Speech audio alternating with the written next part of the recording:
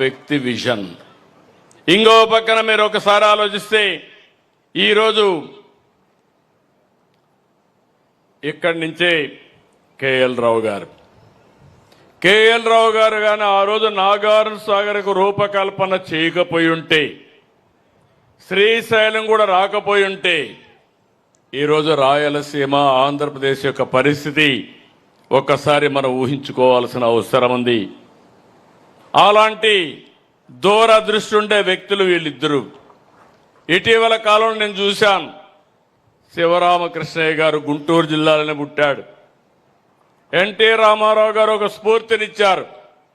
కృష్ణా జలాలు వాడుకునే హక్కు మనకుంది, రాయలసీమ కరువు ప్రాంతం, దీన్ని ఆదుకోవాలంటే ఒక బ్యాగ్ వేసుకుని కేఎల్ రావు గారు అంతే, శివరామకృష్ణ గారు కూడా అంతే, భార్య భర్త వెళ్లిపోయి అక్కడే కాపురాలుండి బ్రహ్మాండమైన డిజైన్ తయారు చేశాడు శివరామకృష్ణయ్య.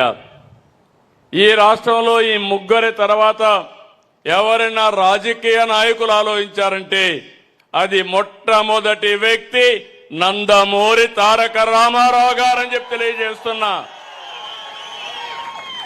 ఆయన కూడా ఈ గడ్డపైనే పుట్టాడు, నిమ్మకూరులో పుట్టిన రైతు బిడ్డ. ఇవన్నీ కూడా నాకు ఒక స్ఫూర్తి. నేను చాలా ప్రయత్నాలు చేశాను.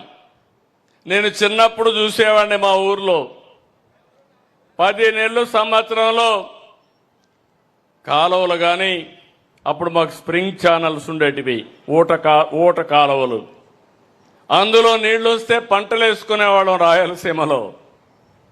ఇంకో పక్క వాగులు వంకలు ఎప్పుడూ పారుతూ ఉండేటివి. ఇటీవల కాలంలో వాగులు అన్ని పారడమే ఆగిపోయినాయి. ఇంకో పక్క భూగర్భ జలాల్ని తోడేసే పరిస్థితికి వచ్చాం.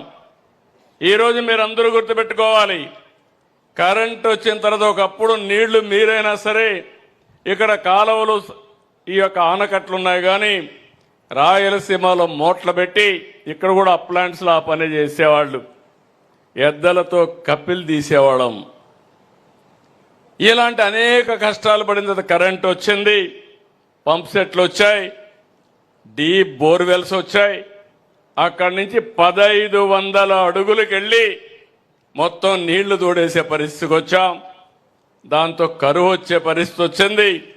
రాయలసీమ ఒకప్పుడు రతనాల సీమ, ఇటీవల కాలంలో ఎడారిగా మారిపోయే పరిస్థితి వచ్చింది, రాళ్ల సీమ అయిపోయే పరిస్థితి వచ్చింది. నేను సాక్షాత్ దానికి సాక్షిని కూడా. రాయదుర్గ నియోజకవర్గంలో ఎడారిగా మారిపోతుందంటే నేను ఒక 100 కోట్ల రూపాయలు ఖర్చు పెట్టి ఎడారిగా మారిపోకుండా ఉండడానికి చర్యలు చేపట్టిన వ్యక్తిని నేనే.